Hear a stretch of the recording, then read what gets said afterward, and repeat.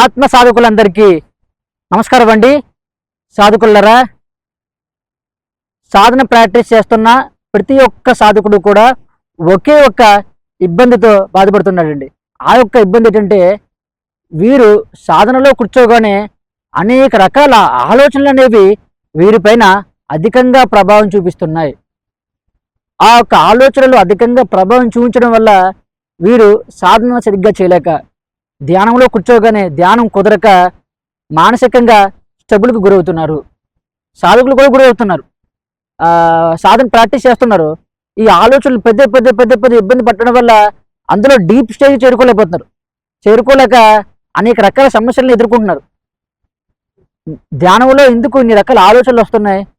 సాధన practice చేస్తున్నప్పుడు కూడా ఈ ఆలోచనల నుంచి ఎందుకు మనం బయటపడలేకపోతున్నాం అనే విషయాన్ని ఈరోజు మనం వీడియోలో చర్చించుకోబోతున్నామండి. చాలా జాగ్రత్తగా విషయాన్ని అర్థం చేసుకుంటారని మనస్ఫూర్తిగా కోరుకుంటున్నాను.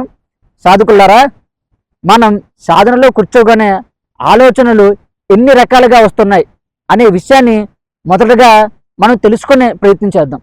తద్వారా ఆ యొక్క ఆలోచనలను ఎలా తగ్గించాలో అనే టెక్నిక్ని తెలుసుకునే ప్రయత్నం చేద్దాం.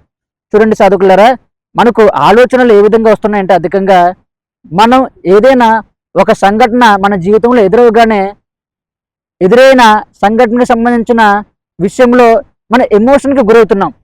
బాధకు కానీ, కోపానికి కానీ, మోహానికి కానీ, లోభానికి కానీ, అలాగే అసూయకి కానీ, దర్పానికి కానీ మనం గురవడం వల్ల అక్కడ మనకు ఆలోచన అనేది మన యొక్క మైండ్లో గుర్తుండిపోవడం జరుగుతుంది. అంటే ఎమోషనల్గా డిస్టర్బ్ అవ్వడం వల్ల ఆ యొక్క ఆలోచన మన యొక్క మైండ్లో పెద్ద పెద్ద జనరేట్ అవుతుంది. ఇది ఒక కారణం. రెండవది, మన యొక్క అహంకారాన్ని ఎవరైనా టచ్ చేయడం వల్ల మనలో ఆలోచనలు ఎక్కువగా జనరేట్ అయ్యేందుకు కారణం ఉంటుంది. ఉదాహరణకి ఎలా అంటే, ఒక వ్యక్తి ఉన్నాడు. ఆ వ్యక్తిని నువ్వు దేనికి పని చేయవు, నీ వల్ల ఏమీ పని లేదు, నువ్వు జీవించడం కూడా వృధా అని అన్నారనుకుందాం. అంటే తననంటే ఎవరు? తన ఒక అహంకారం, నేను అనేది అహం. అంటే నేను అన్న విషయాన్ని అన్నారు కదా, అంటే నువ్వు వర్క్ చేయవు, నువ్వు దేనికి పని చేయవు, నువ్వు జీవించడం కూడా వేస్ట్. అంటే తన ఒక అహం అనేది అక్కడ దెబ్బతినడం జరుగుతుంది. నువ్వు వర్క్ సరిగ్గా చేయలేవా, నువ్వు ఎప్పుడు ఇంతేనా, నీ జీవితంలో అనుకున్నది సాధించలేవా అంటే అక్కడ అహం డిస్టర్బ్ అవుతుంది. ఎప్పుడైతే వారికి అహం డిస్టర్బ్ అవుతుందో నేను ఏమీ చేయలేనంట, నా వల్ల ఏమీ కాదంట, ఈ మనుషులంతా ఇంతే, ఏదైనా మంచి చేస్తే దాన్ని గుర్తించరు, నాలో ఉండే చేయనే గుర్తిస్తారు అన్నట్టుగా అహం ఎప్పుడైతే దెబ్బతిన్నదో నన్ను ఎందుకన్నారు, నన్నే ఎందుకనాలి అనే ఆలోచన పదే పదే తనలో పైకి వస్తూ తన మైండ్ అంతా ఆలోచనలు క్రియేట్ చేసే విధంగా చేస్తుంది. ఎమోషనల్గా డిస్టర్బ్ అవ్వడం, అహం అనేది దెబ్బతినడం. మూడోది, కోరికలు, సంకల్పం. నాకు మంచి కారు కావాలి, లేదా ఐఫోన్ నేను వాడాలి, అలాగే పెద్ద పెద్ద బిల్డింగ్లో నేను జీవించాలి, నాకు ఏసీ కావాలి, అలాగే నేను పెద్ద హీరో అయిపోవాలి, ఇలా అనేక రకాల పెద్ద పెద్ద కోరికలు ఉంటాయి. ఈ యొక్క కోరికలు మనం ధ్యానంలో కూర్చోగానే మన యొక్క మైండ్లో జనరేట్ అవుతూ ఉంటాయి. అలాగే నాకు అధికంగా అమౌంట్ కావాలి, ఇవన్నీ కోరికలే కదా. ఇలా ఇన్ని రకాల కోరికలు ఉండడం వల్ల ఈ యొక్క కోరికలు పాజిటివ్ ఆలోచనలేండి. కానీ తను మెడిటేషన్ చేస్తున్నాను అనుకుని ఆ యొక్క కోరికలు జీవిస్తూ ఉంటాడు, కానీ మెడిటేషన్ అనేది జరగదు.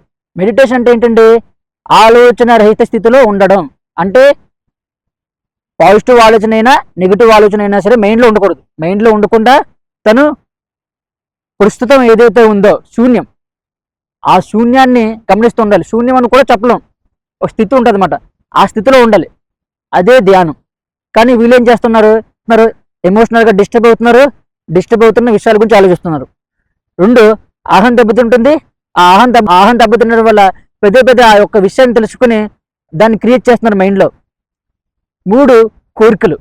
నాలుగు, జీవితంలో అనేక రకాల సంఘటనలు జరుగుతాయండి. ఉదాహరణకి ఒక 3 సంవత్సరాలు 4 సంవత్సరాల క్రితం కరోనా అనేది మన యొక్క ప్రపంచాన్ని చుట్టుముట్టి మనందరినీ ఇబ్బందికి గురి చేసింది. మనం అందరూ ఊహించమా కరోనా వచ్చి మనల్ని ఇంత ఇబ్బంది గురి చేస్తుందని? అది ఊహించలేని సంఘటన. ఇలా ఊహించలేని ఎన్నో సంఘటనలు మన యొక్క జీవితంలో ఎదురవుతాయి. ఎదురైనప్పుడు ఆ యొక్క సంఘటన మనం యాక్సెప్ట్ చేయలేం.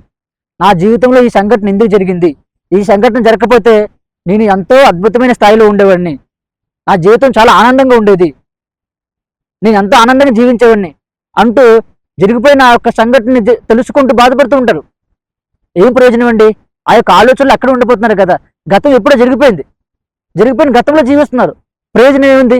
ప్రయోజనం ఉండదు. చూడండి సాధకులారా, మన ఇంట్లో మనం వంట చేసుకున్నప్పుడు కొంత చెత్త అనేది ఏర్పడుతుంది.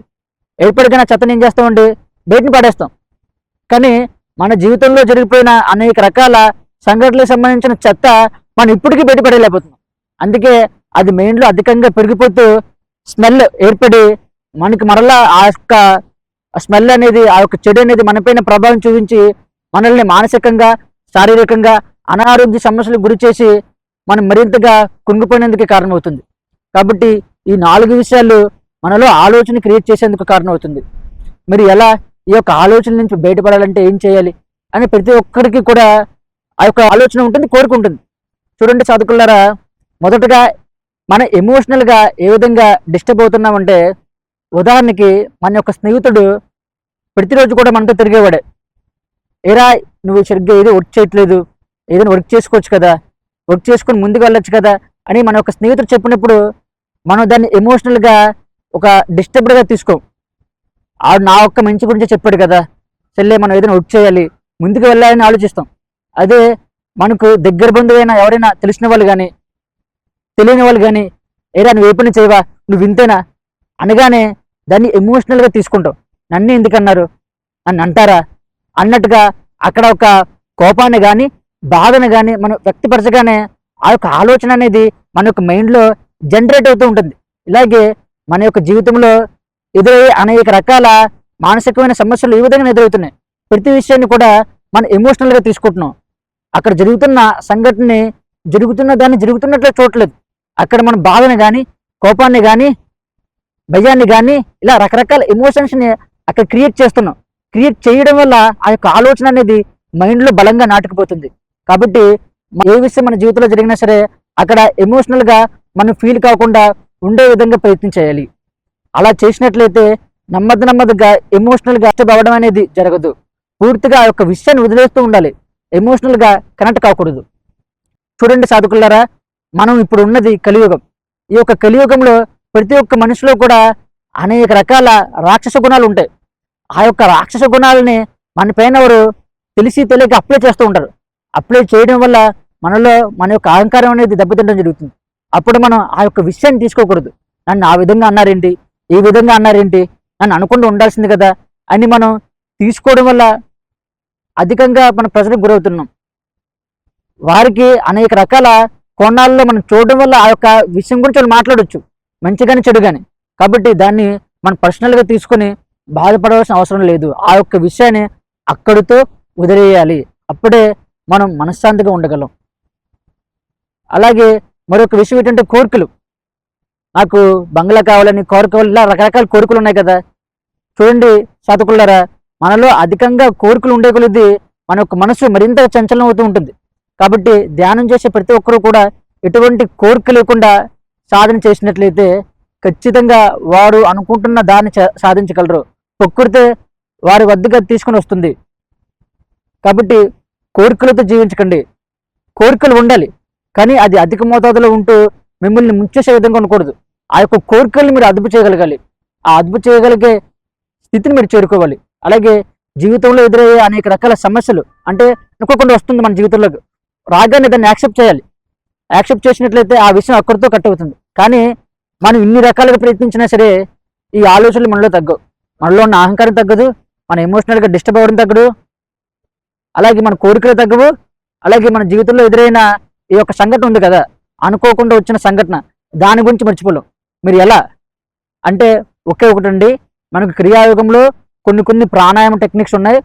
ఆ యొక్క ప్రాణాయామ టెక్నిక్స్ని మనం ప్రతిరోజు ప్రాక్టీస్ చేసినట్లయితే మన యొక్క చిత్తంలో గుర్తున్న ఈ విషయాలు ఉన్నాయి కదా, అవన్నీ కూడా నెమ్మదిగా కరిగిపోతూ ఉంటాయి. కరిగిపోతూ ఒకనొక సందర్భం రాబడికి పూర్తిగా శూన్యమైపోతాయి. మనం ఎమోషనల్గా డిస్టర్బ్ అవ్వడం తగ్గుతుంది. అలాగే అహంకారం నన్ను బాధపడ్డారు అనే విషయం నుంచి బయటపడడం జరుగుతుంది. అలాగే మనకు కోరికలు నెమ్మదిగా తగ్గితే ఏదైతే అవసరమో దానిపైన సంకల్పాన్ని క్రియేట్ చేస్తాం. అలాగే జరిగిపోయిన విషయం గురించి ఆలోచించాం. ఇవన్నీ తగ్గాలంటే ప్రాణాయామ టెక్నిక్ని బలంగా ప్రాక్టీస్ చేయాలి. ఇంతకు ముందు చెప్పిన విషయాలు మన జీవితంలో అప్లై కాకపోతే ప్రాణాయామ టెక్నిక్స్ని బలంగా ప్రాక్టీస్ చేయాలి. ప్రాక్టీస్ చేసినట్లయితే పూర్తిగా సమూలంగా ఈ యొక్క విషయాల నుంచి మనం బయటపడడం జరుగుతుంది. ఈ యొక్క ప్రాణాయామ టెక్నిక్ వల్ల ఏమవుతుందంటే మన యొక్క బుద్ధి పైన అనేక రకాల విషయాలు అనేవి, అంటే చెడు విషయాలు, నెగిటివ్ విషయాలు అనేవి ఒక పొరల కింద ఏర్పడుతూ ఉంటాయి. ఎప్పుడైతే ఈ యొక్క ప్రాణాయామ టెక్నిక్ ప్రాక్టీస్ చేస్తూ ఉంటామో ఈ యొక్క ప్రాణాయామ టెక్నిక్లో అధికంగా వేడి ఉత్పత్తి అవుతూ ఈ బుద్ధిపై పడుతున్న అనేక రకాల నెగిటివ్ ఆలోచనలు కానీ నెగిటివ్ విషయాలు కానీ కొవ్వొత్తులా కరిగిపోతూ బుద్ధి వీక్షించడం జరుగుతుంది ఒక దీపంలా. అప్పుడు మనం ఏది సరైనది ఏది సరికాదు అనే విషయాన్ని తెలుసుకుంటూ మన యొక్క జీవితంలో ముందుకెళ్ళడం జరుగుతుంది. కాబట్టి సాధకులారా, సరైన ప్రాణాయామ టెక్నిక్ని ప్రాక్టీస్ చేయాలి. ఆ యొక్క ప్రాణాయామ టెక్నిక్ని మనకు క్రియాయోగ సాధనలో చెప్పడం జరుగుతుందండి. ఆ యొక్క టెక్నిక్ని మనం ప్రాక్టీస్ చేయడం ద్వారా చాలా తొందరగా మన యొక్క జీవితంలో అద్భుతమైన స్థాయికి మనం చేరుకోగలం. కాబట్టి క్రియాయోగం ద్వారా మీ యొక్క జీవితంలో మార్పుని తెచ్చుకుంటారని మనస్ఫూర్తిగా కోరుకుంటున్నాను. Thank you.